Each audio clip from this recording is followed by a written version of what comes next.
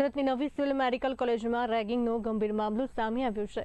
Microbiology વિભાગના 9 junior resident ડોક્ટરોની લેબમાં 2 કલાક બેસાડી રાખ્યાનો આરોપ છે। આ મામલે 4 સિનિયર રેસિડેન્ટ ડોક્ટરો સામે ખડોદરા પોલીસમાં ફરિયાદ નોંધાઈ છે। ડોક્ટર નિરાલી, ડોક્ટર અનુજ, ડોક્ટર દર્શિતા અને ડોક્ટર હિના સામે બીએનએસ હેઠળ ગુનો નોંધાયો છે। જુનિયર ડોક્ટરોને માનસિક ત્રાસ આપ્યાના આક્ષેપોને પગલે પોલીસે તપાસ હાથ ધરી છે। આ સમગ્ર મામલે પોલીસ દ્વારા ફરિયાદમાં કરાયેલા આક્ષેપોની તપાસ કરવામાં આવી રહી છે।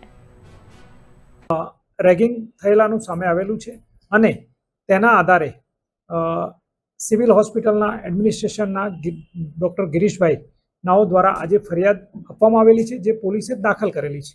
ફરિયાદના મૂળ તત્વોમાં 4 ડૉક્ટરો છે, જેમનું નામ છે ડૉક્ટર વસાવે નિરાલીબેન, ડૉક્ટર અનુજ મહેશ્વરી, ડૉક્ટર ગેવરિયા દિશિતાબેન અને ડૉક્ટર ભૂત હિનાબેન નાઓ દ્વારા ગઈ તારીખ 8/8/26ના કોઈ પણ સમય પહેલા સિરોલોજી લેબમાં 10 વિદ્યાર્થીઓને બોલાવીને સાંજના ભાગે 5 વાગ્યાથી 7 વાગ્યા સુધી હેરેસમેન્ટ અને એબ્યુઝ કરવામાં આવેલા હતા, જેના કારણે વિદ્યાર્થીઓને એક પ્રકારનો માનસિક તણાવ અને ત્રાસ રહેતો હતો।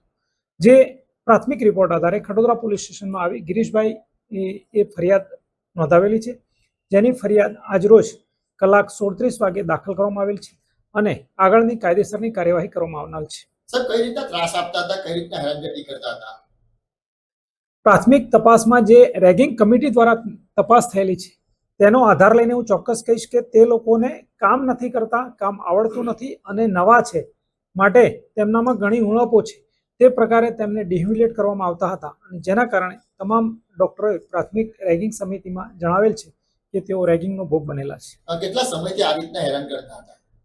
આ અગાઉ કોઈ લેખિત કે મૌખિક રજૂઆત થયેલાનું અત્યાર સુધી ધ્યાનમાં નથી આવેલું, પરંતુ પોલીસ ઇન્વેસ્ટિગેશનમાં સમયગાળો ચોક્કસ ઇન્વેસ્ટિગેશન બાદ ખ્યાલ આવશે। પરંતુ જ્યારે આ બનાવ બન્યો છે ત્યારે જે કમિટીને વિદ્યાર્થીઓ અને ટીચર્સને સામે આવીને જણાવેલું છે તે મુજબ છેલ્લા 15 દિવસ મહિનાથી આ રેગિંગ ચાલુ હતું એવું પ્રાથમિક રીતે કહી શકીએ તેમ છે। સર, આ એક જ ડોક્ટર છે કે અન્ય ડોક્ટરને પણ હેરાન કરતા હતા? મૂળ તો અત્યારે હાલ ભોગ બનનાર જે રીતે રેગિંગ કમિટીમાં રિપોર્ટ આવ્યો છે તેમાં સૌથી વધારે ભોગ બનનાર 10 વિદ્યાર્થીઓ હતા, જે પૈકી એક વિદ્યાર્થીએ સુસાઇડ કરેલું છે અને બાકીના 9 અત્યારે હાલ સિવિલ હોસ્પિટલમાં છે અને રેગિંગ કમિટીએ આ 4 ડોક્ટરો વિરુદ્ધ જે પણ એમના નોર્મ્સ હતા એ મુજબ કાર્યવાહી પણ કરેલી છે। 6 મહિના સુધી સસ્પેન્શન કે હોસ્ટેલમાં નહીં આવવાનું કે કોલેજમાં નહીં આવવાનું એવા પગલાં પણ તેઓ દ્વારા લેવાયેલા છે, પણ એ તેઓના